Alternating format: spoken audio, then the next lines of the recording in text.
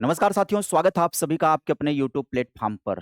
तो DElEd 2024 result आप सभी लोगों का आ चुका है 2025 का। ज़्यादा से ज़्यादा छात्र यहाँ पर फेल होते हुए दिखाई रहे हैं। 1 लाख से ज़्यादा छात्र फेल हुए हैं, खास करके पहले सेमेस्टर के अंदर। डीएलएड के रिजल्ट की ये बुरी कंडीशन क्यों है? सिर्फ 43% क्यों पास हैं? ऐसा क्या है डीएलएड एग्ज़ाम जो विद्यार्थी पास नहीं हो पाते हैं या अच्छा रिजल्ट नहीं ले पा रहे हैं? 2 टाइप के विद्यार्थी होते हैं। एक जो पास होते हैं और बेहतर रिजल्ट लेकर के आते हैं, एक वो जो फेल हो जाते हैं, बैक लग जाता है। रिजल्ट अच्छा होता है, किसी न किसी सब्जेक्ट में बैक लग जाता है। इस सेशन के अंतर्गत हम चर्चा करने वाले हैं डीएलएड एग्ज़ाम के रिजल्ट को लेकर के और आगे की योजनाओं को लेकर के, आगे की तैयारी को लेकर के, आगे से आप सभी लोगों को क्या ध्यान रखना चाहिए। देखो संकट इतना है, एक तरफ डीएलएड में रुझान लोगों का कम होता जा रहा है, निश्चित तौर पर इसके पीछे एक यह भी कारण ज़िम्मेदार है कि वैकेंसी के ना आने के कारण डीएलएड कर तो रहे हैं लोग, लेकिन वो करने के दौरान उतना इंटरेस्ट नहीं दिखा पा रहे हैं पढ़ाई-लिखाई में या उतना इन्वॉल्व नहीं हो पा रहे हैं। जितने लोग कर भी रहे हैं उनकी भी कंडीशन ये है। दूसरा ये है कि कुछ तो औसत नंबर दिया जा रहा है, कुछ तो जनरल मार्किंग भी की जा रही है, जिसके कारण भी ये समस्या आ रही है। तो आइए सब चर्चा करते हैं इस सेशन के अंतर्गत, पूरा एनालिसिस करेंगे डीएलएड परिणाम विश्लेषण को और विगत वर्षों का परिणाम भी आप सभी को साझा करेंगे कि विगत वर्षों में यानी पिछले दिनों में जो डीएलएड एग्जाम हुआ है उसमें रिजल्ट की कंडीशन क्या रही है। प्रथम सेमेस्टर आधे से अधिक परीक्षार्थी अनुत्तीर्ण हो गए, केवल 43% यहाँ पर क्वालिफाई हुए हैं। 1,84,000 परीक्षार्थियों में से 43% उत्तीर्ण हुए, 3,525 अनुपस्थित हो गए। पूरा डाटा पहले आप समझ लीजिएगा। कुल विद्यार्थी जो हैं 1,84,576 इसमें शामिल हुए थे, जिसमें से पास हुए हैं 78,125 विद्यार्थी पास हुए हैं और बाकी सभी के सभी क्या हो गए? फेल हो गए। अनुपस्थित कितने रहे हैं? 3,525। अपूर्ण रिजल्ट यानी इनकम्प्लीट रिजल्ट रहा है कितने लोगों का? 1,334 यहाँ पर 334 यहाँ पर 309 रोके गए परिणाम हैं, जिनको रोक लिया गया है, कोई दिक्कत की वजह से उनका रिजल्ट भी रोका गया है। अब आगे आप समझिएगा, विगत वर्षों के परिणाम को पहले हम देख लेते हैं, उसके बाद आपको आएँगे वर्तमान के परिणाम पर और उसका एनालिसिस करने आएँगे कि क्यों ऐसी कंडीशन बन रही है। 2023 बैच का प्रदर्शन आप देखिए, 2023 में प्रथम सेमेस्टर में 34,521 सफल हुए थे और औसत कितना था? 62% लोग क्वालीफाई हुए थे। अभी की कंडीशन में कितना है? अभी 43% लोग क्वालीफाई हुए हैं। 2023 वाले बैच में 62% और तृतीय सेमेस्टर में 77% बच्चे क्वालीफाई हुए थे। ये 2023 का आंकड़ा है। 2023 के आंकड़े में ऐसी कंडीशन दिखाई पड़ रही है। यहाँ पर देखिए कुल विद्यार्थी दिखाई पड़ रहे हैं यहाँ पर। अब आगे समझिए 2023 के बाद 2022 बैच के आंकड़े की बात करें तो पहले सेमेस्टर में 61% लोग पास हुए थे, है ना? और तृतीय सेमेस्टर में 65% लोग पास हुए थे, संख्या यहाँ पर दिखाई पड़ रही है। यहाँ पर आइए, 22 में प्रथम सेमेस्टर में ये जो क्वालीफाई कंडीशन दिखाई पड़ रही है और वो जो डिसक्वालीफाइड की कंडीशन है। 21 बैच में एक बड़ा बदलाव आया। पहले सेमेस्टर में 39% लोग ही पास हुए थे, सबसे कम परिणाम रहा है 39% 21 के बैच में। तीसरे सेमेस्टर में 61% विद्यार्थी पास हुए थे, यहाँ पर अपेक्षाकृत कुछ सुधार दिखाई पड़ा था। क्यों ये डाटा मैं लेकर के आया हूँ, उसके पीछे अभी कारण समझाऊँगा। पुराने बैच की बात करें अगर हम 18-19 की बात करें, तो देखिए 18 में हम बात करें पहले सेमेस्टर में 31% लोग पास हुए, ठीक? 19 में तृतीय सेमेस्टर में 66% लोग सफल हुए, है ना? यहाँ पर 2018 में तृतीय सेमेस्टर में 41% यानी 58 सफल हुए। ये पुराने बैच के जिनका बैक लगा हुआ उनकी कंडीशन है। 17 बैच में 100% परिणाम आया था। 17 के थर्ड सेमेस्टर में केवल 1 छात्र पंजीकृत था जो सफल रहा। ज़ाहिर-सी बात है केवल 1 ही छात्र पंजीकृत हुआ था। परिणाम अपूर्ण क्यों हो जाता है? पहले इस कंडीशन की बात कर लें। कुछ बच्चों का जो रिज़ल्ट इनकम्प्लीट है, आवश्यक अभिलेखों की कमी और औपचारिकताएँ पूरी ना होने के कारण रिज़ल्ट रोका जाता है। रिज़ल्ट किनका अपूर्ण है? जिनके आवश्यक डॉक्यूमेंट नहीं हैं या औपचारिक आवश्यकताएँ जिन्होंने पूरी नहीं की हैं, कुछ मिस्टेक रह गया उनका, चाहे वो परीक्षा भवन में बैठ कर के वहाँ पर फिलअप करने में कुछ मिस्टेक रहा हो या कोई भी उनका रिज़ल्ट अपूर्ण में हो गया है। कैसे सुधरेगा ये? तो सुधरेगा पीएनपी जा कर के। पीएनपी प्रयागराज जा कर के आपको अपनी पता करनी पड़ेगी स्थिति की दिक्कत क्या है, रिज़ल्ट रुका क्यों है, तब आपका रिज़ल्ट आ जाएगा।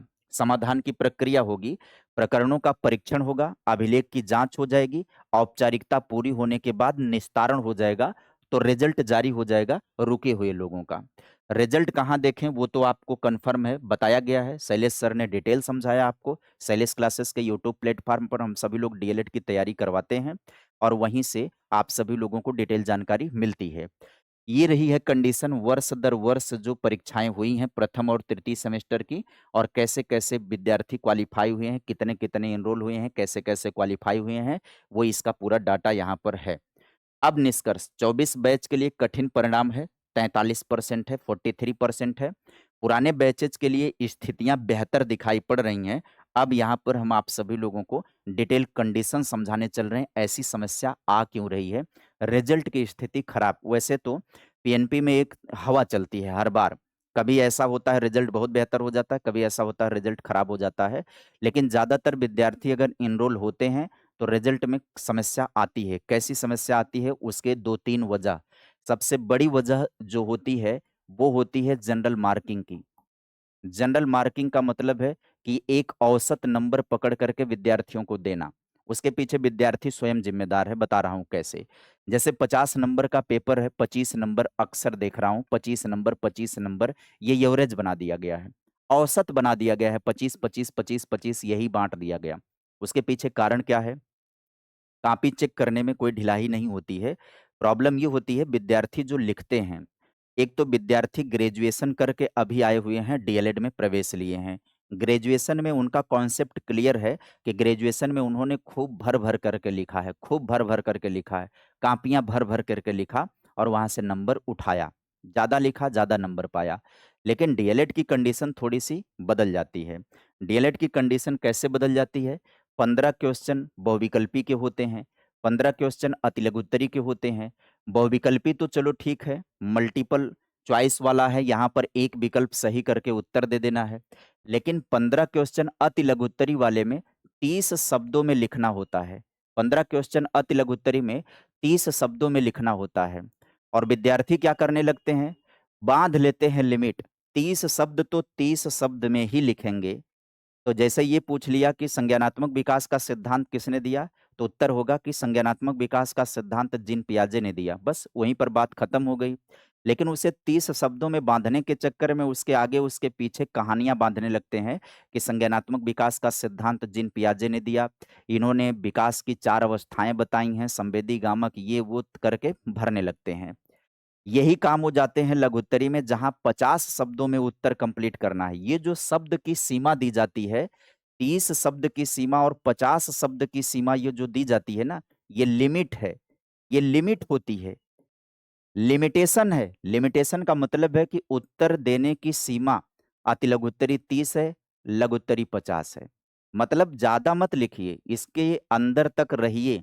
अगर इससे कम हो जाए तो कोई बात नहीं है, इससे आगे मत बढ़िए, ये लिमिट बाँध दी गई है।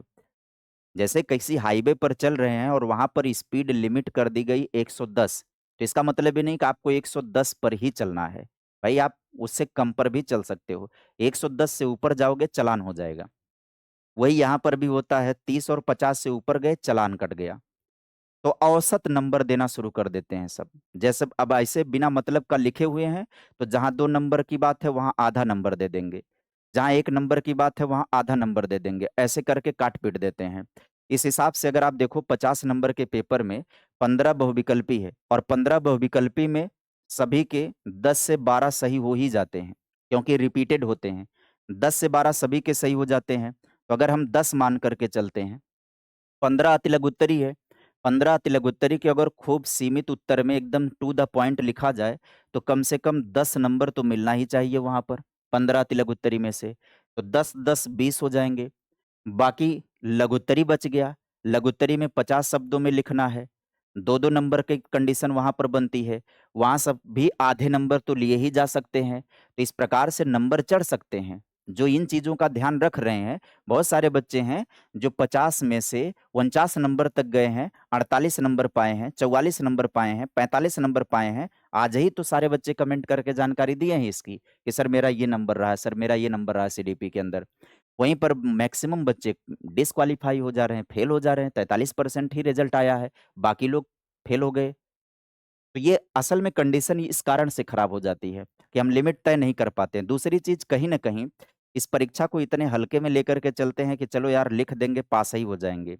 जब परीक्षा का पैटर्न ऐसा हो, जहाँ पर आपको लिखने की आज़ादी दी जाती है, ग्रेजुएशन टाइप का कि आप लिख रहे हो, आपका नंबर मिल रहा है, यहाँ बाँधा जा रहा है 15 बहुविकल्पी, 15 तिलक-उत्तरी या तिलक-उत्तरी में भी डिसाइड किया गया कितने नंबर का होगा, कितना लिखना है। उसके बाद लघु-उत्तरी में भी डिसाइड किया जा रहा है। तो नंबर अगर आप ठीक से लिखेंगे नहीं, एग्ज़ैक्ट जानकारी टू द पॉइंट देंगे नहीं, तो नंबर काट दिए जाएँगे। या फिर ज़रूरत से ज़्यादा जानकारी लिख रहे हैं उसमें तो एवरेज मार्किंग कर दी जाएगी, सामान्य मार्किंग कर दी जाएगी, तो इस स्थितियाँ खराब हो जाती हैं। अब ज़्यादा से ज़्यादा अगर कट गया तो फेल हो गए, इसलिए रिज़ल्ट डाउन हो गया। तीसरी कंडीशन कि बच्चे पढ़ने का भी साधन जो जुटाते हैं, उन साधनों की भी कंडीशन ऐसी ही होती है। उसमें भी लिखा ऐसा ही होता है, कंटेंट भर-भर के ऐसा ही दिया गया होता है, एक ये वजह होती है। दूसरा, अगर यूट्यूब या ऑनलाइन प्लेटफ़ॉर्म से तैयारी कर रहे हैं, तो एक जगह स्थिर होकर के एक अध्यापक से पढ़ोगे, उसकी भाषा समझोगे, उसका तरीका समझोगे, तो आपकी अच्छी तैयारी होगी। आप दौड़-दौड़ करके वही चीज़ बार-बार हर जगह बदल देखेंगे, तो हमारे लिखने के तरीके अलग हैं, बताने के तरीके अलग हैं, किसी दूसरे के लिखने के, बताने के तरीके अलग हैं। तो आप एक ही प्रश्न के उत्तर में क्योंकि सभी लोग पीवाईक्यू करवाते हैं और 90% क्वेश्चन प्रीवियस ईयर के ही पूछे जाते हैं। तो जब 90% प्रीवियस ईयर के पूछे जाते हैं, तो वही वाला हम भी सॉल्व करवाएँगे, वही दूसरा भी सॉल्व करवाएगा। लेकिन क्या है सॉल्व करवाने के दौरान बताने का, लिखने का तरीका अलग-अलग हो जाता है। इसमें आप उसी क्वेश्चन को एक जगह पढ़ोगे, तो आपको लगेगा कि ये आप दूसरी जगह पढ़ोगे आपको तो आप खुद कन्फ्यूज़ हो जाते हो। इस कारण से ये रिज़ल्ट की स्थितियाँ खराब होती हैं। तो इसमें सारी चीज़ें ज़िम्मेदार होती हैं। इसमें ज़िम्मेदार होता है कहीं न कहीं मार्किंग की प्रक्रिया कैसी है, औसत नंबर दे दिए जाते हैं, वह प्रक्रिया ज़िम्मेदार है। इसके अलावा ज़िम्मेदार प्रक्रिया एक हो जाती है कि विद्यार्थी स्वयं ज़िम्मेदार हो जाता है, कि उसने इस परीक्षा को ध्यान दिया नहीं कि इसमें रिज़ल्ट अच्छा बनाना है। तीसरी ज़िम्मेदार प्रक्रिया ये हो जाती है कि उसके पढ़ाई का तरीका और उसके लेखन का तरीका जो है, वो खराब हो जाता है। जो विद्यार्थी थोड़े-से गंभीर हो जाते हैं, परीक्षा के 1-2 महीना या प परीक्षा के 15-20 दिन पहले एक जगह कंसंट्रेट होकर के अगर पढ़ाई करने लगते हैं, तो उनका रिज़ल्ट बेहतर ही आ जाता है। जो लोग केवल और केवल सीरीज़ के दम पर रह जाते हैं, उनका रिज़ल्ट बिगड़ जाता है, उसकी कंडीशन खराब हो जाती है। क्योंकि उसमें तमाम कंटेंट भरे पड़े हुए हैं, बेमतलब के भी भरे पड़े हुए हैं और बालक उसको ऐसे ही पढ़ लेता है। अच्छा, जहाँ पर फैक्ट वाले प्रश्न पूछे जाते हैं, वहाँ आप जाकर के व्याख्या कर रहे हो, आपसे जानकारी टू द पॉइंट पूछ रहा है। आपसे व्यक्तित्व परीक्षण का प्रक्षेपी परीक्षण पूछ रहा है कि कोई व्यक्तित्व का परीक्षण बताइए, प्रक्षेपी 2 परीक्षण का नाम लिखिए। आपको 2 परीक्षण प्रक्षेपी याद नहीं आ पा रहा है, आप व्यक्तित्व के बारे में लिख रहे हो, आप व्यक्तित्व परीक्षण क्या होता है ये लिख रहे हो, तो बेमतलब की जानकारी हो जाएगी। आपसे जो जानकारी पूछी जा रही है, वो जानकारी ना देकर के आप बेमतलब की बातें लिख रहे हो, आपका नंबर और अगर 2-4 प्रश्नों में आप ऐसी हरकतें कर दिए, 2-4 प्रश्नों को जो एग्ज़ामिनर कॉपी चेक कर रहा है, वो जाँच लिया, उसके बाद वो आपके बौद्धिकता का अनुमान लगा लेता है। फिर वो आपकी कॉपी में सामान्य मार्किंग कर देता है। आगे वो समझ जाता है कि आप कितने प्रचंड हैं, आपको कैसा नंबर देना चाहिए। तो 2-3 चीज़ों का ख़्याल रखिए, जो भी विद्यार्थी आगामी समय में फर्स्ट सेमेस्टर का एग्ज़ाम देंगे, थर्ड सेमेस्टर का एग्ज़ाम देंगे, फोर्थ सेमेस्टर का एग्ज़ाम देंगे, सेकंड सेमेस्टर का एग्ज़ाम देंगे। आने वाले टाइम में एग्ज़ाम है आपका सेकंड सेमेस्टर का एग्ज़ाम होगा। फर्स्ट सेमेस्टर का एग्ज़ाम आने वाले टाइम पे आपको सॉरी फोर्थ सेमेस्टर वालों का एग्ज़ाम होगा और सेकंड सेमेस्टर वालों का एग्ज़ाम होगा। तो इन्हें इस बात का ध्यान रखना होगा कि पहली बात तो जो पूछा जाए, आपको वही लिखना है। जो जानकारी माँगी जाए, वो जानकारी देना है। और तीसरी बात ये है, ज़रूरत से ज़्यादा भरना भी नहीं है, ज़रूरत से ज़्यादा लिखना भी नहीं है। एकदम साफ-सुथरा रहे, ज़रूरत भर की बातें रहें, टू द पॉइंट रहे, आप मैक्सिमम नंबर लेकर के आओगे। आप ना 50 में से 49 नंबर भी ले लोगे, 48 नंबर भी ले लोगे। लेकिन जो जानकारी पूछी जाए वो ना लिख कर के टू द पॉइंट उसी में लपेट रहे हैं, घुमा रहे हैं। अब जैसे आपसे आने वाले सेमेस्टर में पूछ ले, मैकाले की शिक्षा नीति कब आई या मैकाले ने अपना सुझाव, अपनी नीति कब दिया या मैकाले की शिक्षा नीति को किस नाम से जाना जाता है? आप एकदम टू द पॉइंट लिखो फ़िल्ट्रेशन थ्योरी को, अधोगामी निस्संदन का सिद्धांत। आप इसको ना लिख कर के आप लिख रहे हो कि मैकाले इतने टाइम पर भारत में आया और इस टाइम पर ये किया, उसकी शिक्षा ये अंग्रेजी शिक्षा को बढ़ावा दिया, ये किया, वो किया। अरे भाई जो पूछ रहा है वो बताओ। जब फालतू बातें बताने लगोगे नंबर आपका कट जाएगा। यही वजह है ज़्यादा से ज़्यादा विद्यार्थी लटक जाते हैं।